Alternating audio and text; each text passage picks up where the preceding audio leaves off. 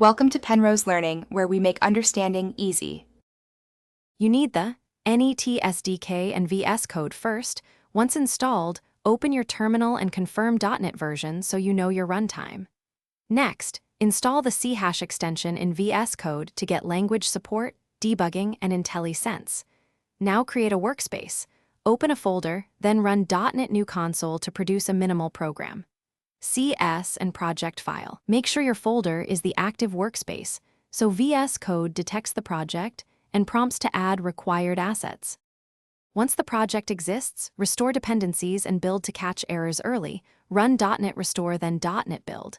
In Vscode, use the Run and Debug pane and press F5 to start with the generated NET Core launch configuration.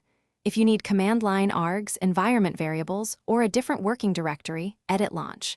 JSON and tasks. JSON accordingly. Make sure Omni Sharp has loaded. If it hasn't, reload the window so IntelliSense and the debugger attach correctly before further edits. Finally, run your app with .NET Run or via the debugger to verify behavior. Step through with breakpoints and watch variables to inspect state. Add packages using .NET Add Package and rebuild to include dependencies. If something fails, check the Omni Sharp output and the terminal for compiler errors. Also run .NET Info to ensure you're using the intended SDK. As a quick fix, restart Vscode or delete the vs/bin/obj/folders and rebuild if stale caches cause.